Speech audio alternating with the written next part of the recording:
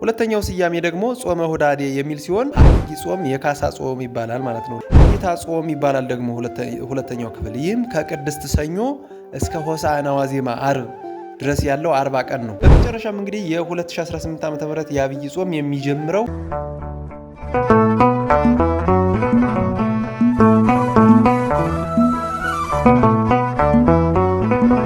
በስመ አብ ወወልድ ወመንፈስ ቅዱስ አሐዱ አምላክ አሜን። ኦርቶዶክሳውያን እንደምንሰነበታችሁ። እንኳን ለታላቁና ክርስቶስ ራሱ ጾሞ ጾምን ላስተማረበት አብይ ጾም በሰላም አደረሳችሁ። በዛሬ ቪዲዮአችን አብይ ጾም ምን ስያሜዎች አሉት፣ ትርጉማቸውስ ምንድነው?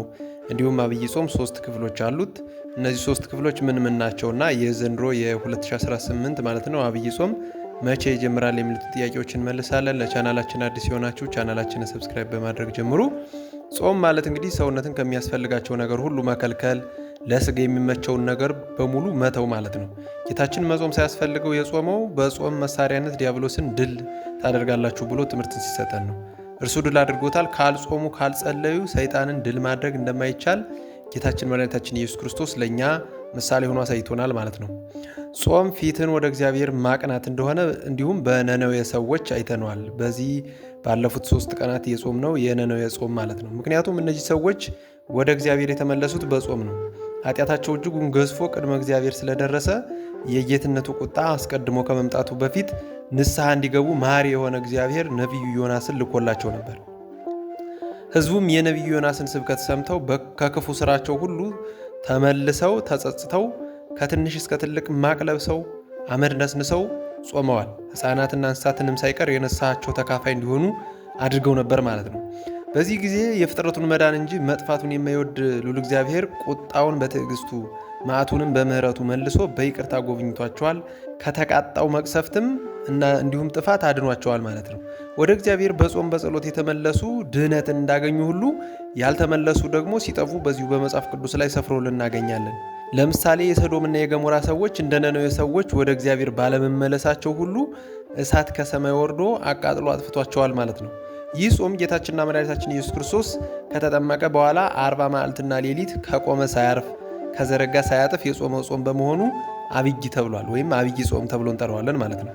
እኛም ጌታ የጾመውን ለማስታወስ በረከቱን ለማግኘት እንዲሁም በግብር እርሱን ለመምሰል የሥጋ ፈቃዳችንን ለነፍስ ፈቃዳችን ለማስገዛት እንጾመዋለን በየዓመቱ። ጌታችን የጾመው እቀደስ እከብር ወይም እነጻ ብሎ ሳይሆን ለእኛ አርአያ ለመሆን ነው፣ ወይም አርአያ የሆነን ዘንድ ነው። ጌታችንና መድኃኒታችን ኢየሱስ ክርስቶስ ወደዚህ ዓለም ሲመጣ ለ2 ምክንያት ነው።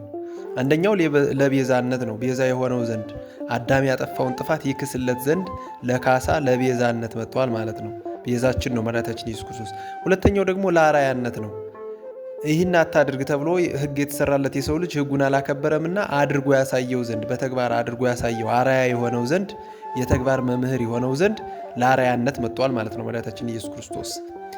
ስለዚህ ጌታችን መድኃኒታችን ኢየሱስ ክርስቶስ ይህን ጾመ አርባን ወይም አብይ ጾምን ሲጾመው በጾሙ ቅድስናን ለማግኘት ክብርን ለማግኘት ወይም ንጽህናን ለማግኘት ሳይሆን ለእኛ አርአያ የሆነን ዘንድ ነው ማለት ነው።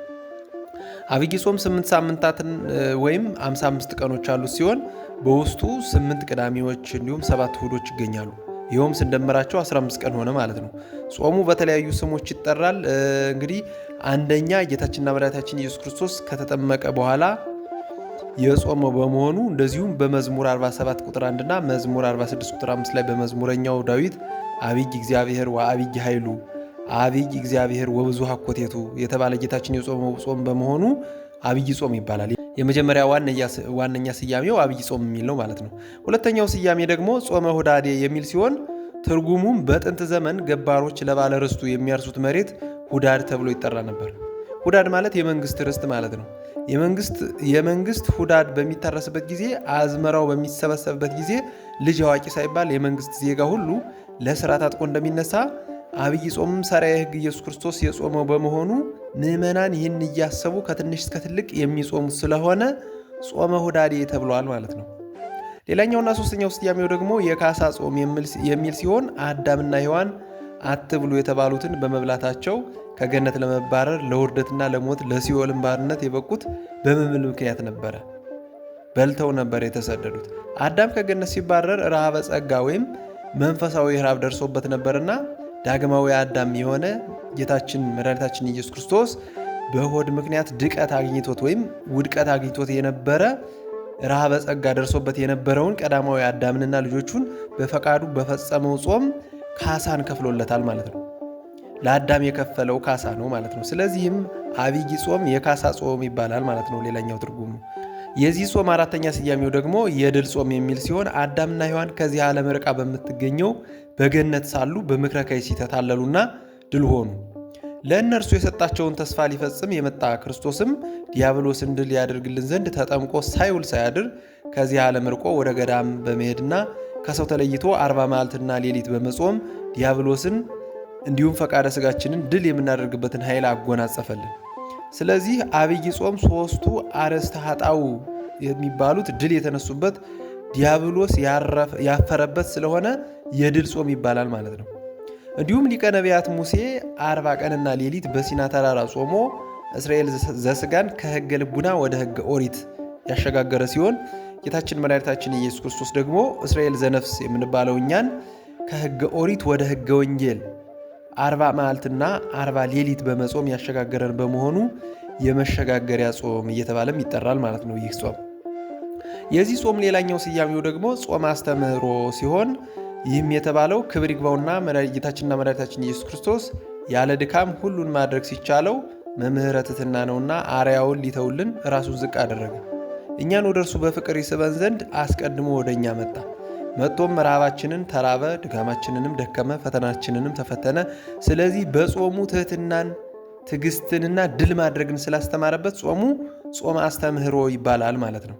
በሌላ መልኩ ደግሞ የቀድሶተ ገዳም ጾምም ይባላል። ይህ ጾም ጌታችን ከከተማ ርቆ ከሰው ተለይቶ በመጾም ከከተማ ርቆ ከሰው ተለይቶ በገዳም በብሕትውና መኖርን ለባሕታውያን ለመነኮሳት ቀድሶ ባርኮ የሰጠበት የመጥምቁ ዮሐንስና የነቢዩ ኤልያስን ገዳማዊነት የባረከበትና ያጸናበት እንዲሁም በገዳም ከአራዊት ጋር ኖሮ በዲያብሎስ ተፈትኖ ድል አድርጓልና ጾሙ የቀድሶተ ገዳም ጾም ተብሎ ይጠራል ማለት ነው። እንዲሁም እንግዲህ አብይ ጾም 3 ክፍሎችና 8 ሳምንታት ያሉት ሲሆን ሶስቱ ክፍሎችም የመጀመሪያው ዘወረደ ወይም ጾመ ሕርቃል የሚባለው ሲሆን ይህም ጾሙ ከሚገባበት ሰኞ ጀምሮ እስከ እሁድ ድረስ ያለው ቀን ነው ማለት ነው። ያም የመጀመሪያው ሳምንት ይሆናል። ይህ ጾመ ሕርቃል ወይም ዘወረደ ምንለው። ዘወረደ ምንድነው ወይም ጾመ ሕርቃል ምንድነው የሚለውን በቀጣይ ቪዲዮአችን የምንነጋገርበት ይሆናል።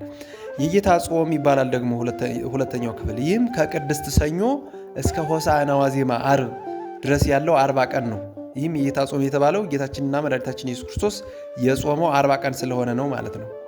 ሌላው ሶስተኛውና የመጨረሻው ክፍል ደግሞ ሕማማት ይባላል። ይህም ጌታችን በአልዓዛር ቤት ለማዕድ ከተቀመጠባት የሆሳዕና ቅዳሜ ጀምሮ እስከ ቀዳም ስዑር ያለው መከራን የተቀበለበት 8 ቀን ሕማማት ነው። ይህም ሰሙነ ሕማማት እያልን የምንጠራው ማለት ነው እኛ ወይም የመጨረሻው የአብይ ጾም የመጨረሻው ሳምንት ማለት ነው።